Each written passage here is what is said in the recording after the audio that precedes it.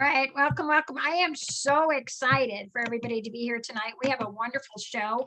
I'll tell you, there's nothing like 9 at Night, and that's every Monday night from Monday through Friday.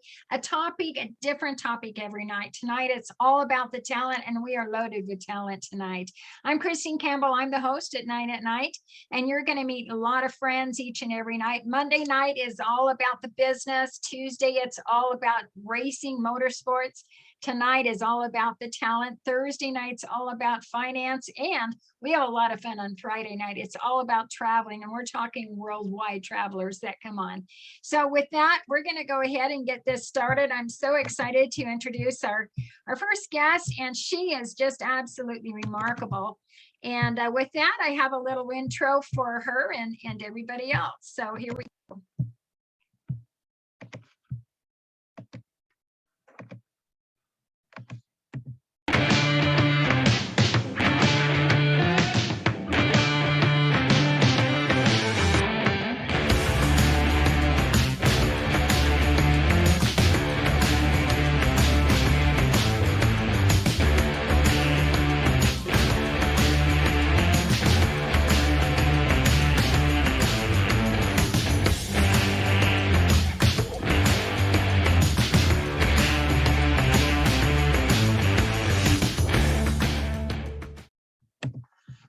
Okay, our good friend, I'm going to start off with our good friend. She is Karla Johnson, and I'll tell you, she is a dynamo based out of Billings, Montana. Well, it's not Billings, it's a big long word, and I'm going to have her say it, but there is something really incredible about her when she can move mountains when it comes to helping others that have incredible talent get in the movies, get on the runway, and get behind the scenes anywhere they want to go and dream. She helps them make it, and that's she is with our creative artist talent tree. Here is her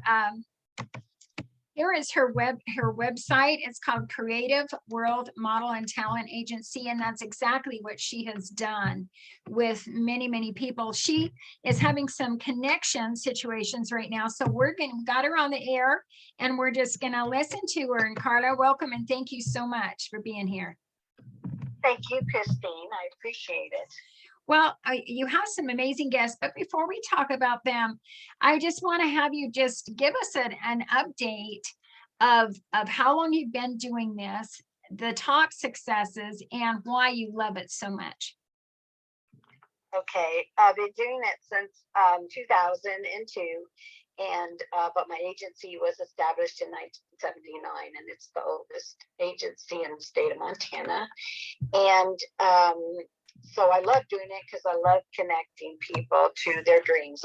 I love getting them that connection if that's what they want to do. So it's very rewarding. It's great to see them have that good feeling that they've done what they wanted to set up to do in life. And so some of the gentlemen I had here, one of the guests tonight, she worked with me for many years in a service company, and she also did photography on the side. She used to do beautiful photos of my daughter, which was a little rodeo queen. And so, but Kathy's done a lot of some photography for me. That we had a gentleman that was trying to pick my brain. I apologize. I was so busy today, running around things that I talked to get at the last minute. I had one of my models and talent, Lincoln Bilko, and she got. And Karla, your connection is definitely not there. So I have your posters, and I am going to introduce your friends here. I'm so excited for that. Thank you so much. And we'll definitely have you on live next week. Thank you so much. So those darn internets, especially when there's storms and everything like that. So I'm so excited now to introduce our next guest. And we have Kathy and Chelsea Schmidt. Now she's a mother-daughter, and they've known Karla for a very long time. Now, I'm going to bring them on in a minute, but right next to her, Kathy's in the middle. She's the mom. She looks like she's the daughter, right? But she's in the middle. And on the left is her son. and her son has been in some great things. She has her kids all over. Her daughter on the right is Chelsea, and she's been in modeling. So I'm going to bring them on and welcome Chelsea and Kathy. We're glad to be here. We're glad to be here. We're in the car, but you got to do whatever you can. When you get caught up in traffic, you just go with it. We're here. There you go. I appreciate it. Now, what I'm going to do is just talk with you one at a time. Okay, so we're going to start with Kathy. Kathy, you're an incredible mom, obviously, because your kids have got their wings and they've flown all over to reach their dreams. So let's talk about how many kids you have and what your son was doing, and why are you such a great supportive mom? Well, basically, I've got 4 kids. I've got Chris, that's the UFC fighter. And then I got Joe, my son Joe, and he's a large farmer and truck operator. And then I've got my big bear. He's bigger than everybody. We call him Bear because he was so large when he was born. He works at the Postal Service. And then I have Chelsea, and she's in the court system and working with law departments. So everybody's been very successful. And I kind of attribute it to I come from North Dakota originally. I got into a marriage at a very young time, and I ended up divorced and on my own. And it was a very big struggle to, I worked at the post office walking a 14-mile route, 92 below zero weather, and just kept going and kept making it as a single mom without any support. And I learned to work very hard. And I think when you go through a lot of tragedy, you really can bloom from it if you take the right avenue. When you're looking outside the box, you can either let yourself fail and go down with the rest of the group down the river, or you start fighting and you become better than what you need to be. And I think the kids living through that and seeing some of that, we're able to develop skills of being they're good people. They treating the respect of the elderly is the biggest thing you can do. Don't ever disrespect the elderly. You may have a different thought than what mom or dad had, but they've got their reasons for having their thoughts.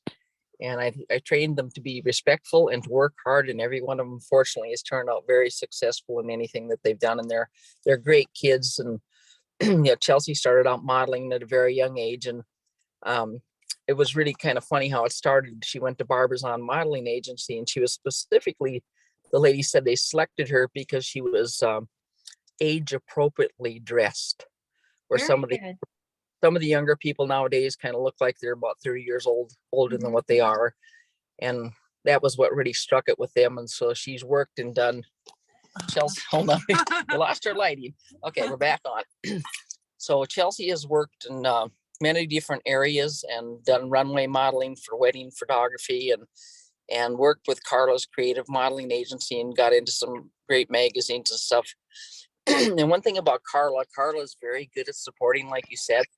She supports her people, and it's very important to make sure that the models that are coming on, that you're staged correctly, and because your picture is what's going to sell you.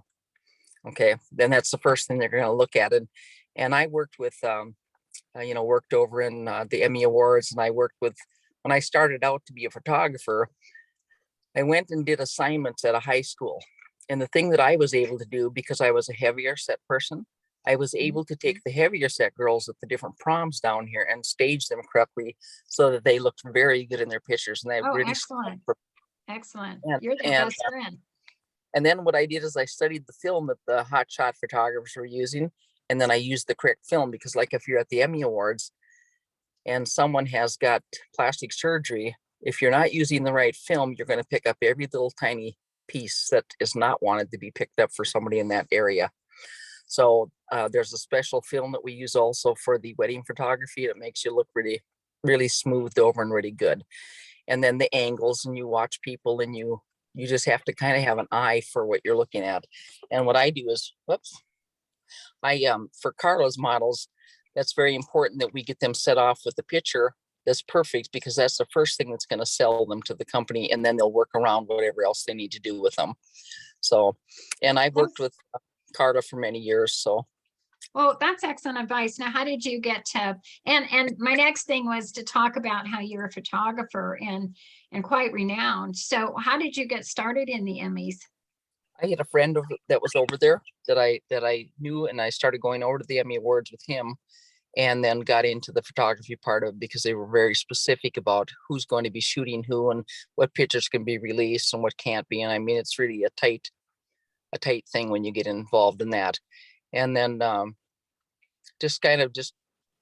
kind of outgoing, I guess. So I had a postmaster job until I worked for the Postal Service for 40 years. So in between that, I would shoot out for my little Emmy Award party. If there wasn't any crisis at the post office, I had to fly back and forth.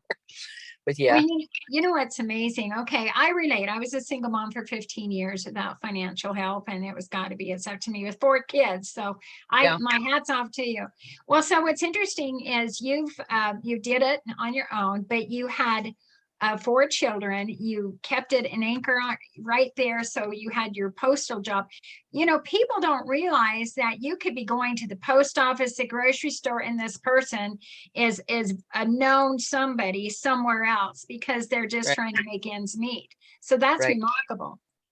Yeah, when I was at the Postal Service making my little run, I would start out in the morning, and I would basically, I mean, I just had to really push it because the money issues was so big. It was like I went to the Postal Service early in the morning, started my job. On my noon hour, I sold Avon. Then at night, I came home and got myself a bartending job and a blackjack dealing job so that I could make ends meet. And then just kept working around the clock. And it just made me a really strong person.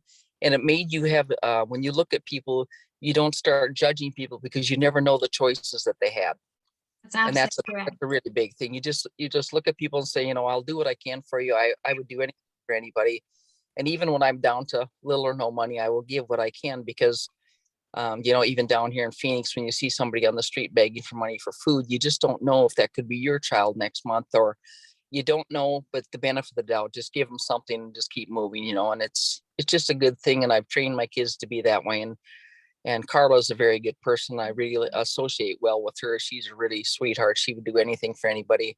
She works hard to promote her people. And, when I saw her on Yellowstone, I was a little bit jealous Mhm. because she had not put me in there next to Kevin Costner. But it must have.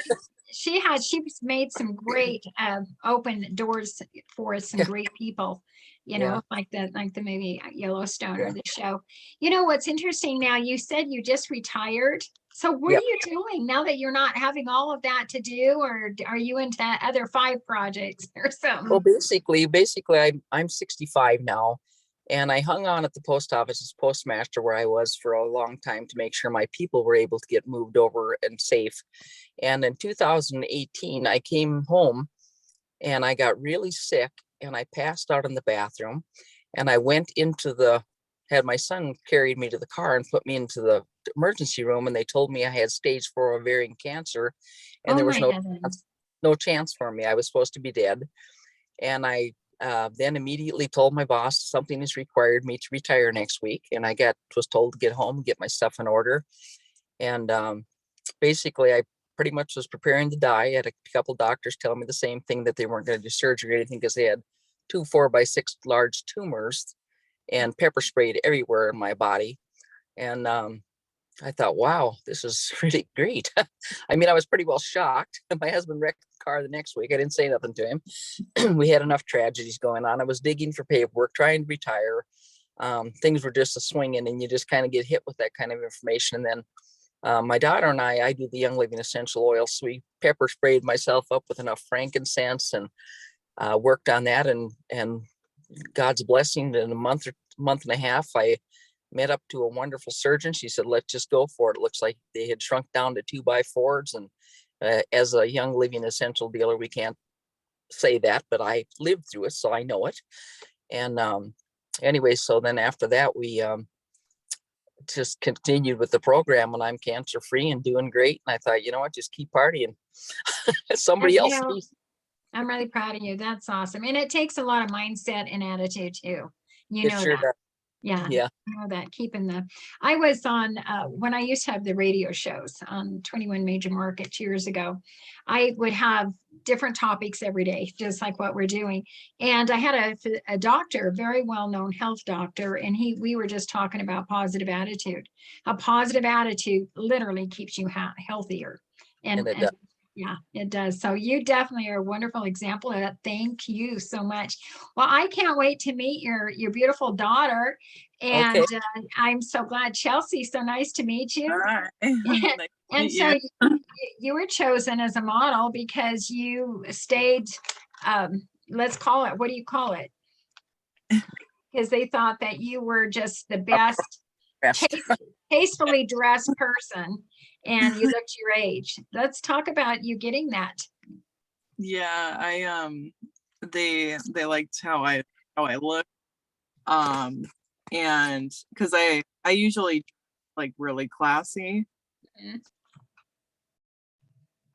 Okay, we just got them off. I'm going to bring their picture up again. They'll probably come on in a minute. Somehow we got cut off.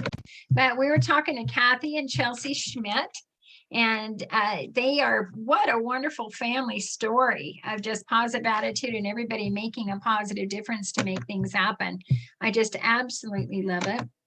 So I am going to see if, just give them a minute, see if they're coming back on. With that, I'm going to go ahead and run one of our charities that we sponsor, and we'll get right back to them right after this. So we'll pause for the cause and be right back.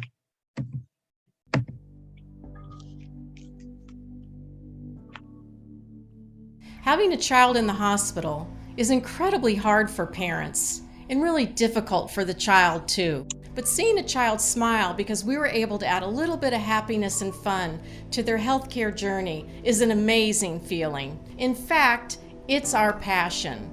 Working in the US and overseas, I was sad to see that healthcare-related pain and suffering is universal. So in 2010, Standish Foundation for Children began work to transform the healthcare experience for children. Today, we work to create new ways to help children and their families make the best of a tough situation. Our caring and dedicated team is volunteer-led and made up of patients and parents, as well as professionals who are clinicians, educators, and advocates. Our team members have devoted their lives to helping children and are experts in addressing the psychosocial needs of patients and their families. Together with healthcare providers and donors, we work to make the healing process more hopeful and happy.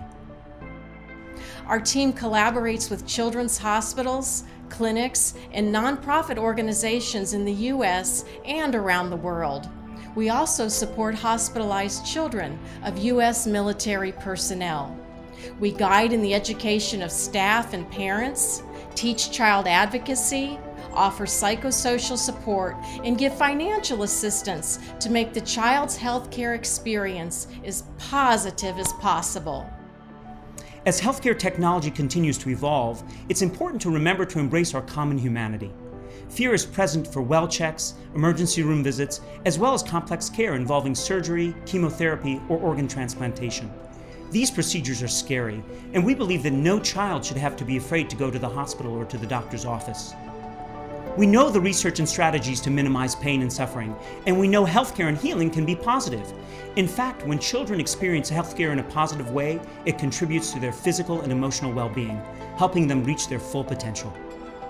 We are honored to have donated over $200,000 in hundreds of volunteer hours to support 40 hospitals and clinics in the U.S. and overseas. Annually, our programs impact over 500,000 children. We need your help. We need your help. Now we need your help. We need your help.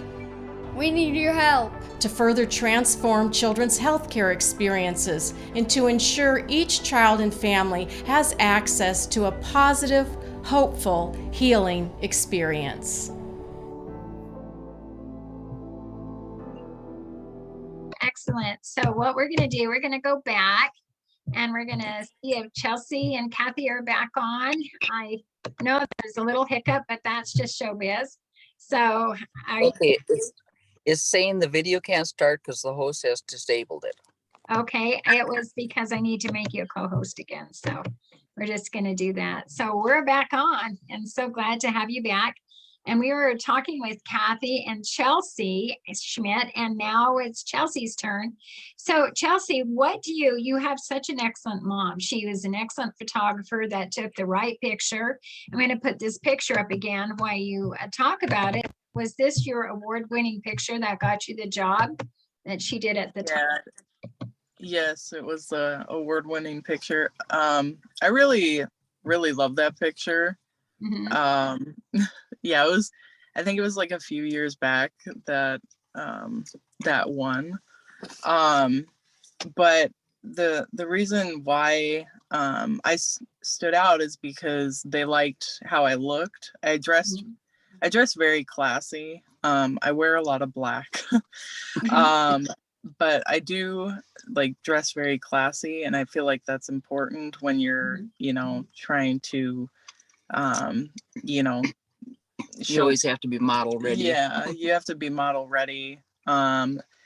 They my teachers also taught me when I was in modeling school, they taught me how to put on makeup. Oh, very good. Yeah, and they said don't overdo it, you know, and they showed me how to apply makeup that way it looks, you know, elegant and it doesn't look like it's overdone. Now, did you So do your makeup on this? yeah, I did. Oh, wow. That's Yeah, I excellent. did. Yeah, I Yeah, mean, that's awesome. You did excellent. a So lot of where did your mom thank- shoot this at? Where were you guys at? so we We were were, over at a wedding show yeah, we were over at a wedding show in Phoenix. in Phoenix. Okay, But yeah. excellent. Yeah, that's, yeah, beautiful. What a beautiful mom you have, don't you? Yeah. You better say that. Yes. What's next for you, Chelsea? So right now I'm just doing like I'm trying to go to law school. I feel like, you know, that's my next goal. If I can do more modeling jobs, that would be great. But my focus is more on law school because right now I'm with the courts. So I work for the courts. But I feel it's important to do some sort of schooling. But yeah, that's my focus right now. Which is but yeah. curious, what inspired you to go into law? My mother. Christine, I truly believe that young women today need to get out and get themselves established Mhm. and then start their family. That way they've always got themselves going because the family life will take up a lot of time of the goals. And that way you're structured right for anything that may happen to you down the road.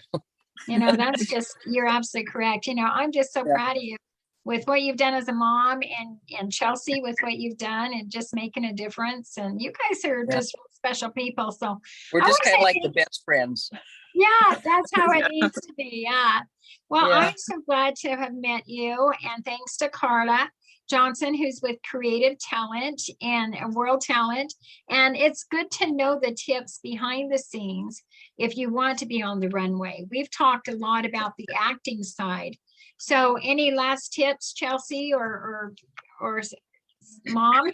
I think you don't want to when they go to the modeling school, just be yourself when you get there, because I did modeling also when I came down here to Phoenix. Mhm. It was another job I picked up to get some more extra money. And what they did is it was kind of comical. I thought they told me to go and take the modeling. I'm thinking I'm 36 years old. I'm kind of frumpy looking. I really am not model material. So I was kind of embarrassed to be sitting there in the interview room.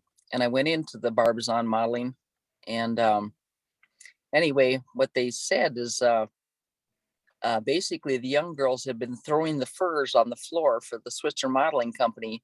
And we're not acting, and Switchers was just done with that. They wanted somebody that other older ladies could look at and see themselves in that same outfit. Very good. You know, that'd be like me looking at myself and thinking I could be in a size 10 swimsuit somewhere, and that's just not going to work for me. Mhm. But then when Chelsea went to the different schools and stuff, they train you that you will always be model ready. And that means if you happen to be out somewhere, you can't be sitting in a bar and slinging down drinks and smoking cigarettes and swearing, because you don't know who's watching. Correct. And you have to act appropriately wherever you're at. And that's just normal behavior. But sometimes people get a little out of control. Mhm. And, you know, you just have to grow up and you you just have some good values and good goals, and don't overcrowd your makeup, because then you might look like you're coming out of a Darth Vader movie. And you know, it might be okay for one occasion, but not for many occasions. So you want to kind of fit the occasion at all times. And Chelsea and I, you decided, you know, she would go to the court system. Most of my family is lawyers, so it Oh, kind of okay. gets in the genes. It's actually a gene thing that follows you for a long time. I have justice scales all over the house, and I've never been an attorney. I'm attracted to those things. But Chelsea's like, she worked very hard in the law library and learned a lot, and then she went into working for the part she's working now, where they do investigations and putting together case Excellent. files. Yeah. And Excellent. like they told her, Chelsea, you will have a whole new set of friends after the files you're accessing. No, Definitely. but So yeah, yeah, it's just definitely. So. good to work hard. You're a hard worker. Carla's said many good things about you. Carla's a hard worker. It's Mhm. just men and women that want to work are just going to keep moving. And my Well, son you're- is a UFC fighter, and I think he got that from me and his dad fighting. He got all the moves. So well, I that told him, is I a- said, you know, one story I want to tell you about him. When he was at Brock Lesnar's his best friend, and anyway, he was at the UFC up in Las Vegas, and I told him, I said, Chris, don't ever forget where you came from, buddy. Mhm. And so after the fight, they had the $5,000 seats down at the bottom there, and the $45 seats up in the nosebleed section. The fight was over, and they had left the ring, and all their entourage was with him and stuff. And he called me, and he said, hey, Mom. And I said, where are you at, Chris? Turn around. He had made his way to the top of the nosebleed section, was signing and taking pictures with all the little kids. Oh, that is awesome. And, you know, Brock Lesnar did the same thing. He was down here at the casino up here in Globe, Arizona. And anyway, the natives were going to be shutting down the casino at a certain time, and the little kids were standing there with their little phones and stuff. And Brock is a very large man. He stood up just like a big, large man, and he said, there will be photos till the end. And it was so honorable of him. That is absolutely what it's all about. I can't say thanks enough for both of you. I sure appreciate you, and I'll make sure to just thank Karla too. And so sorry she couldn't be here. What we're going to do, we're going to go ahead and move on. I can't say thanks enough for these wonderful guests, Kathy and Chelsea Smith. Schmidt. This is Creative World Model and Talent Agency, Karla Johnson, and this is Karla Johnson. So if you want anything to do with modeling or talent, you make sure that you go and contact creativeworldinc.com. We're going to have some fun now, turning over to our next guest. We're going to have some rock and rollers. And I'll tell you, I made a phone call today and happened to catch two gentlemen in the studio writing songs. So today we're going to learn about writing songs, what it takes, but we're going to meet some really incredible gentlemen. Right now I have Richard Alvin Trulson is how he's known in YouTube and many, many other places that are here, but that you can catch music on. But it is something to where I'm going to bring him on, but he plays all kinds of instruments, has 12 different instruments that he plays, and he does his own studios. It's called Star Studio. So I'm going to bring you on, Alvin, and we're here by voice only. So welcome. Well, hi, Christine. I'm so glad to have you. Now, we have some fun. We're going to talk about songwriting, and welcome to 9atNight. Here you're on the drums, you're on the organ, you're the electric keys, you're on drums, you grew up playing accordion. So how did the songwriting come into place? Well, I've been playing music, I guess, since I was 3, and had my first band at 12, 13. And I thought, well, I'm going to write a song. And I think I had a crush on a little gal in school, and that's enough inspiration to get you to try to do something. So I wrote a song for her. Well, there you go. And how many songs have you written today, so far, out of all of your life in writing songs? I have never thought of them, but I imagine Dozens to hundreds, yeah. Yeah, hundreds and Dozens, hundreds. hundreds. Okay, Yeah. you too. That's awesome. I'm gonna also, we have another friend that we're gonna kind of do some fun things here. His buddy that's there with him. I caught these two in the studio today writing some song. This is Hal Rowberry. And what we're gonna do, we're gonna talk and meet with you guys both because you're in the same studio still. And welcome, Hal. We're glad you're here. Glad to be here. Thank you. So what would you aspire to your music background and your songwriting?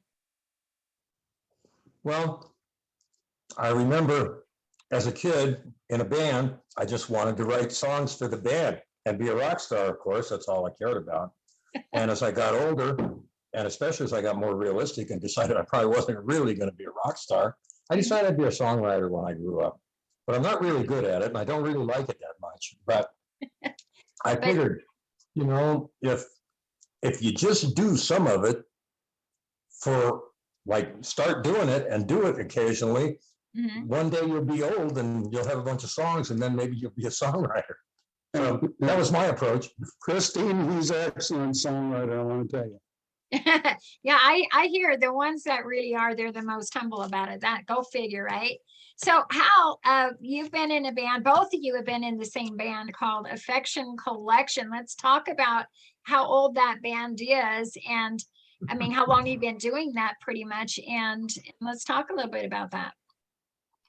Well, yeah, you know, that band is kind of the story of our lives. I started it with a couple of friends of mine, Tim Camo and Mike Doggett, when we were 14 years old. Oh my gosh. And yeah, the band was together for 53 years, something like that. With the exception of me, I was in and out of it because I traveled a lot for the work that I did. But they would let me be back in the band when I was in town, and when I wasn't, they just play without me. It was a great thing, great deal. That is excellent. And Rick, how long have you been with the band? Oh, I had a stint, about a 13-year stint with them. And then I had other things going on, but it was really an awesome pleasure to get to play with them. I think I started playing with them in about 98, the 212, something like that. Yeah. And Don Christensen, their main keyboard player, one of the founding members. Every band should have at least one real musician in it. And Don Christensen was our real musician, and he took off to go be the musical arranger for the Hughes Brothers show in Branson. Oh, and, very good. And when he did that, Mike went to Rick and said, "Rick, I need you to play keys for us." And Rick said, I said, "Mike, I don't play keys. You know, I mean, I don't play keys in a band. I play them in my studio. Or you can do it." That was on a Wednesday night, and on the weekend, I was playing down at the Quality Inn in Pocatello with the band, and I was their keyboard player, did a lot of lead guitar work, and whatever instrument I brought in, they kind of humored me and let me play it. So. And when you walk into Don Christensen's shoes as a keyboard player, those are big shoes.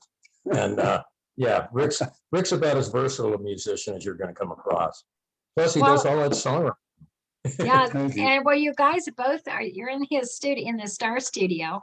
So, what song are you guys working on now? We just got done with well, we haven't totally finished it, but we have the rough on a project that that Dawn and I, the keyboard player, and I started like a year and a half ago. And we got started on it, got our basic tracks down, and I was just going in to do the vocal tracks because Dawn was having some voice trouble, and yeah, anyway, Dawn had a stroke and died. It was really disappointing. Oh, and I'm sure the album done yet. So you're gonna finish it out, right? That's excellent. Oh yeah, Rick picked up the pieces and fills in the holes, and we have another guitar player, Charles, that plays in the band, or that has been playing in the band, and he does wonderful guitar work too. So between the two of them, yeah, these tracks are sounding pretty good. Well, you know, it's great to keep a legacy going, whether they're alive or not. So that's commendable, and I bet it's an excellent memory too. Well, I mean, it's what, been a year and a half, and I'm still emotional if I think about it. I was I'm talking to sure. Don's son today. Just- You know, I it, can't. it seems a little strange, but I think Hal will agree. And I don't know, people have all kinds of philosophies out there, but I can tell you for sure their presence are felt in the studio while they're working. And that's the truth. They're pushing us. Well, and Don was such a fine musician that, you know, when the day before he died, I thought I was a musician, and then he died, and the next day I'm going, well, you're not a musician. Yeah. You could have played anywhere in the country as long as Don was alive, but now I'm not sure you can play anywhere. So He can. it's been an adjustment.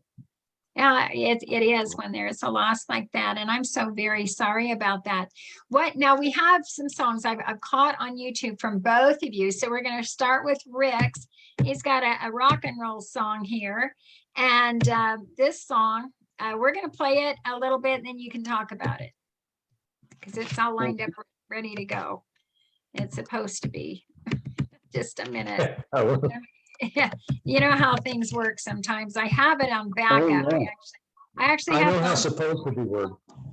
I actually have it on backup. So let me do that. Let me bring the backup in. Some reason. There we go. Let me bring this back up. And we have it here. So Just you because know, she likes the song. Doesn't mean that she really likes your song. I know. Right? you guys are just We too. both handle rejection rather well, because there's a lot of people that don't like our songs, we think. Oh, they're awesome songs, and that's why we're gonna just back up. And what I did was I did something, and so it's my fault. So here we go. Let's see if it's gonna. It's your, don't play Rick's song, play Hal's song. You know, this is just crazy. Okay, so I'm gonna try this again, and I'm just gonna see what in the heck happened here. I'm gonna play the song instead of just try to bring it up because, oh, I know what I'm gonna do. Let me try this, guys. This is never happened before.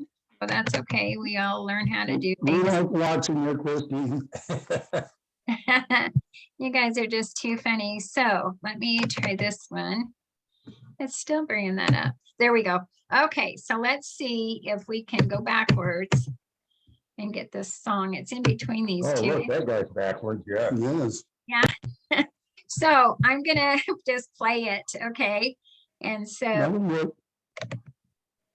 That's all I did. yeah. Why don't you guys just tell another story while I look this thing up? Because I want to get the video. I just don't want to play this song. I want to have the video up. So why don't you guys just tell another story? Or do you have any? What? A few years ago, our bass player, Larry Thatcher, got Pro Tools in his basement, right? And I'm going, oh, great. Now we got a recording studio. That's great. Well, we went through different phases there, and Larry is a very singular-minded person. When he gets it in his mind, he wants something. You might as well satisfy him because you're probably not going to go around him. And one day he decided that our band needed to have a song about the 4th of July in Idaho Falls. And There I you went, go. well, yeah, Larry, what rock and roll band shouldn't have a 4th of July song about their hometown? But he was pretty adamant, and he, it got to the point where I went, we're never really going to get back into that studio if I don't write that song, are we? That is funny. And That's so I probably ran 6, 7, 8 different ideas by him, and every single one, it was like to the song, it was two country. So one day I'm out of his place. I did a couple of things. Don and I were there, and I did a couple of ribbon patterns, and he goes, two country. On the second one, he goes, two country, and I went, Larry, it's Proud Mary. And he said, play it again. I played it again, and it was Proud Mary, and he said, that might work.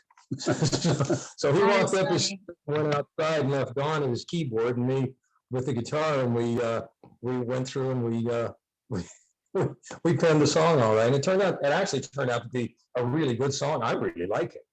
Oh, excellent. But Well, we were we have kind of like, blackmailed for it. I found Richard's song. So this is the one that you wrote. Yeah. Okay, so let's talk about it a little bit, Rick. Okay, well, this album came about, remember the Y2K or whatever they called it? Yeah. They were talking about computers all going out or having Right. problems, and I thought I'm gonna write a song that'll reflect the good old rock and roll. And I make mention to nothing wrong with knowing your way around a computer, but I didn't want songs made on a computer. I said, I'll be all right as long as they don't shut off the electricity. And that song was Will Rock Be the Same.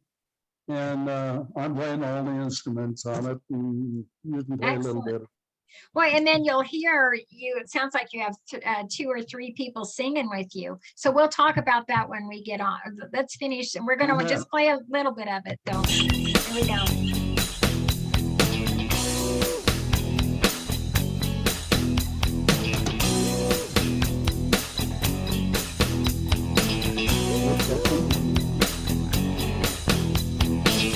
I had a dream about the next century. Music took a change, made it hard to be me. Nobody played a sound that moved my soul.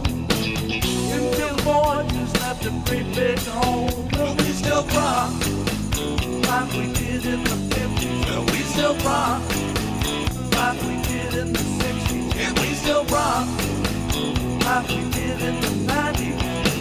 Scared of change, but rock be the same.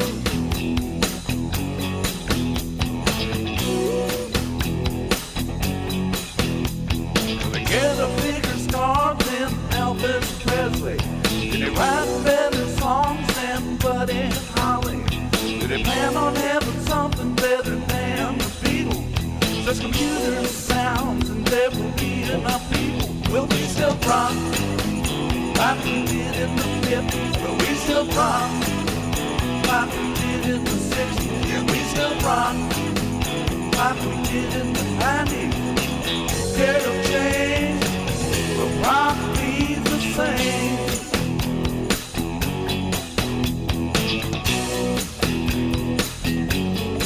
Awesome. I can't play longer. I'm going to have to pay royalties. So Okay, well, I'm gonna have to take this pizza back. yeah, we just have to obey everything there. So with that, let's talk about that overdubbing that you had on there. Okay, well, let me explain. Les Paul invented multi-recording. So what you hear on my voice, I'm singing it once and then singing it again on another track, and then I'm my own background singer. Some people do that because they think they sound so good that they would sound better if they heard themselves twice. 2 of me. I was just trying to help. And I'm glad we don't have the camera on, because you should have seen Hal doing the twist in here. I want to know who the stunt double was. They got to take those pictures of me. I know. Well, you know what's interesting enough now, when we were talking earlier, Rick, you called it malting, and then it's like Yes. overdubbing. So what's this? They're the same term, but what did one was used at an earlier era, or was it just a brand new? Yes, in the 60s, I recorded them. I started recording back in the 60s, so did Hal. And the engineers and producers and all the engineers, when you double the voice like that, it was called malting. And you'll hear it on Bobby V and a lot of different singers, you know. When you grow up. And it just gives a richer sound, if you will. And Oh, yeah, it's not great. everything. If you wanted to make a difference, I did a cover song on Knocking on Heaven's Door. I didn't malt any voice on that, so. Excellent. that- Well, now I know a that new thing term. about I never malting. heard it as malting, but only overdubbing. So thanks for letting me know that. We're going to move on to the song that I believe this is captured from, so we're back to Hal Rowberry. And so the song that I chose for you is this one, and it's a speed shifting. So we're talking rock and roll. So let's talk about, you wrote this song. Let's talk about what inspired you to write this. Well, I told you about Larry and how he'll get he'll get fixated on something and you can't move on till you fix it. Larry decided that, we grew up in the 60s and, Beach Boys and the Beatles and of course the Beach Boys had their slurry of love songs to cars. Larry said, we need a car song. And I said, well, Larry, I have a car song. He said, let me hear it. We were playing out at the country club. We got done. I got my guitar. I played it for him. See, I didn't know at the time that Larry hates Mustangs. Oh no. I played it for him. A song called 5.0. It was a love song I wrote to my Mustang, my 89 Mustang convertible after my daughter wrapped it around a telephone pole. And took me a long time to get it back.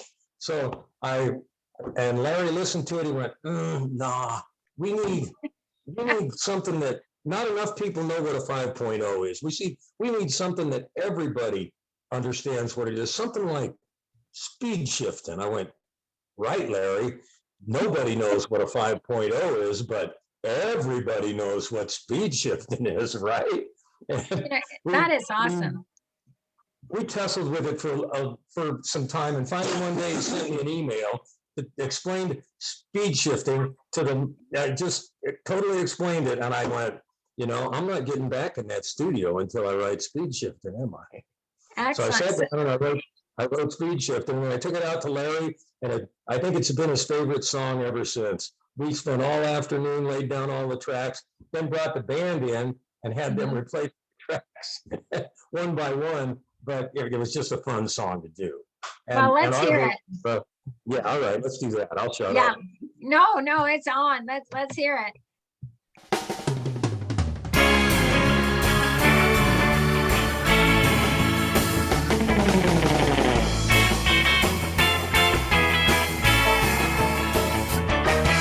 I'm gonna take you back to the days when I was a kid.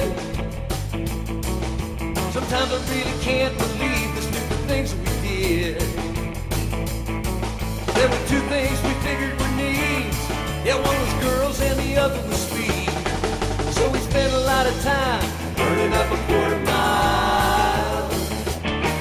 When the school bell rang, we were all ready to go. Gotta go faster, just gotta go faster. We drive out in the country where we paint a couple lines on the road. Gotta go faster, just gotta go faster. While the girls lined the road and they cheered, and we were all about shifting gears.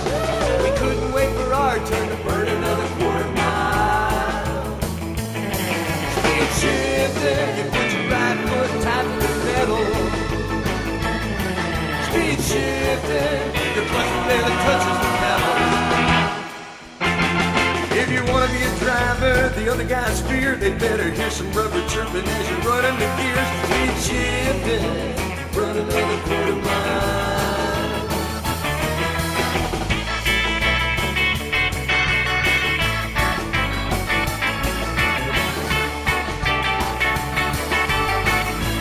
Darn it, if I go one more minute, or a second, I'm gonna pay for it. So, sorry, guys, I gotta inch through this.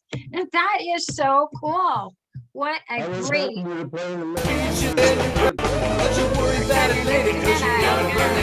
Another button.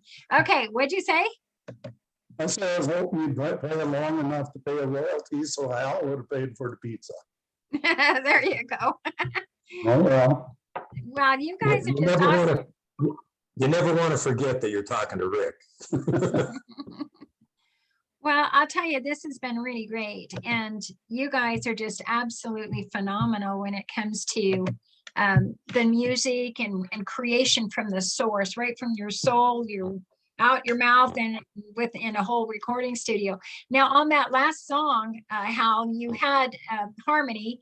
It was pre-recorded, or was it live with those guys right there? Yeah, actually, the way we did that one is I originally recorded it with all the parts, and then we brought it back when we brought the guys in one by one. They replaced those tracks individually. So, oh my gosh, it was just, it was. We built it like we wanted it to sound, and then brought each guy in and said, "Okay, you do this." So they can actually repeat. That is so cool. These guys are good musicians, right? And And, you know, as far as I'm concerned, it's all about having fun.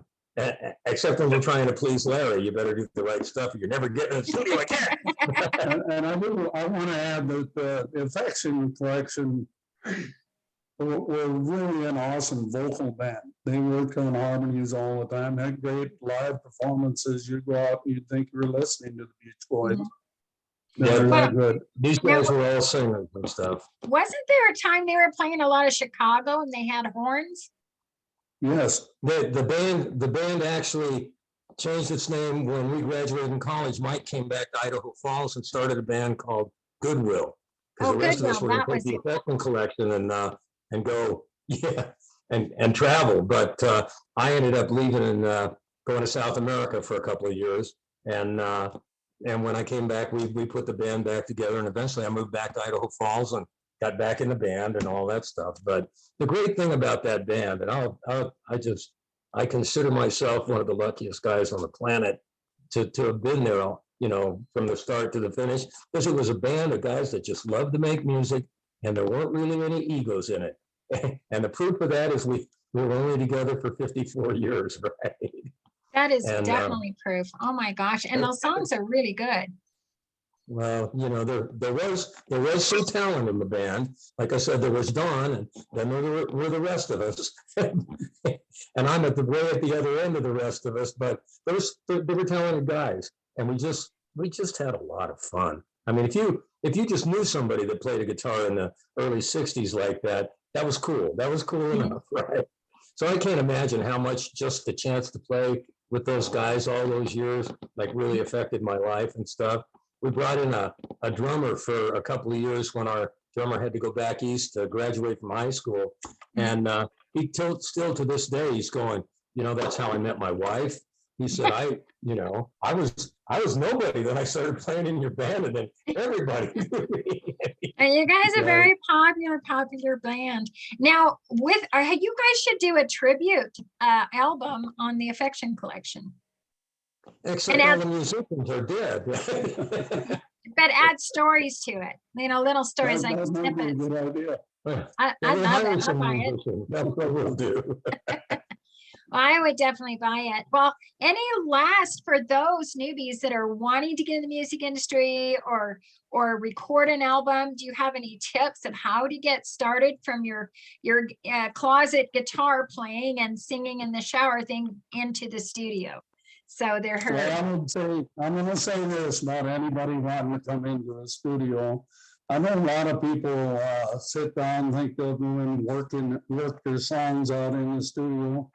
But if you're going to go into the studio and pay by the hour, you want to know your material before you ever come in. Know your material well. Expensive. And then it happens a lot better. Don't go in and try to do your writing in the studio unless you own a studio. Mhm. I know somebody that does, but you know what I mean. Just be prepared and follow your dreams. I mean, Yeah, I would say this, have fun. If Yeah. you're not having fun, that's a good excuse to quit. You know, not that everything you do has to be, oh, this is fun, but you know, it's just something that, I mean, you know, like we got early on, we got a United Artists recording contract, and you know, we could be disappointed the rest of our lives that we weren't more successful than we were. But I think no, we were successful as ever needed to be, and it You're was 50, fun.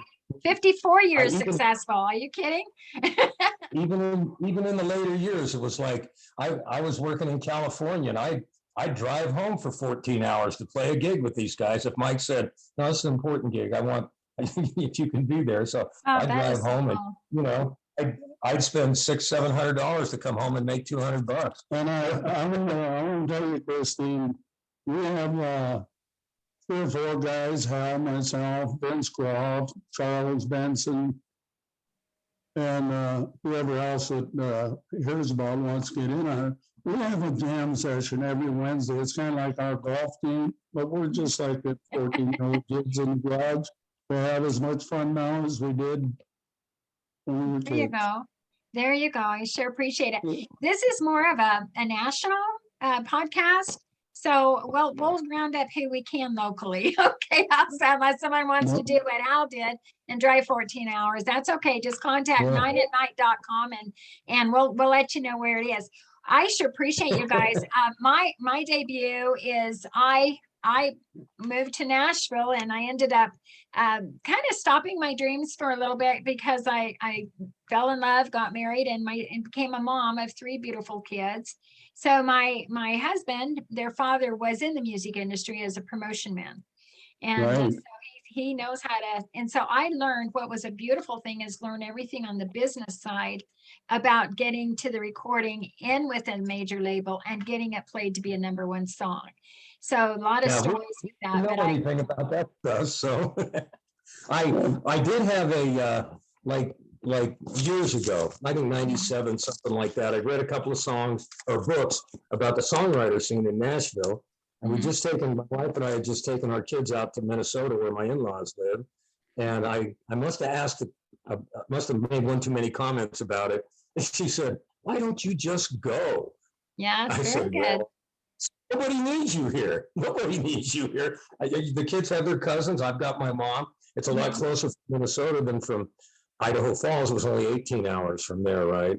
Next 6 o'clock the next morning, I was in my van and I just had a feeling that I would meet somebody that was going to answer my Nashville questions when I got there. And wouldn't you know that the first guy I met when I walked into town was Tony Martin. Oh my gosh. Oh yeah, Gosh, yeah, And very, Tony very good. took time with me, and it was one. And I met a guy named Jesse Lee Jones that owns a club down there now.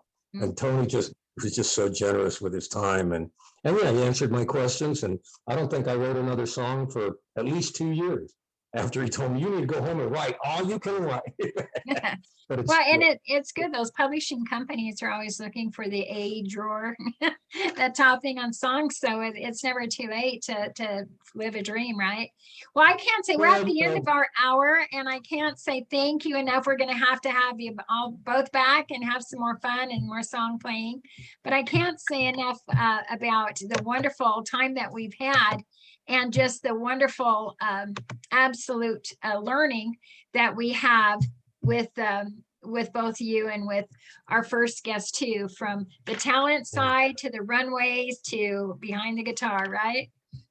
well, and there's a lot of risk there because now Rick and I have to hide from all those publishers, but other than that, I'm sure it's been a great experience. Thank you. Thanks, Christine. You're welcome. You are too. Thank you so much. So what we're going to do, we're at 9atNight, and 9atNight, as you can see, the best way to go is basically on the website 9atnight.com. You're going to see these recorded podcasts, and you can go live any night. It's 9 o'clock Eastern Standard Time. So you can count back from where you're living, but there are so many great guests, and you can see it's Monday through Friday. We have a lot of different topics and a lot of fun. So we've finished up. It's all about the talent tonight, and tomorrow it's all about the money, and wonderful, wonderful guest with that. So I'm going to go ahead and just play another commercial, and then we're going to be heading out. But thank you so much for being with us, and thank you to the guests that we've had.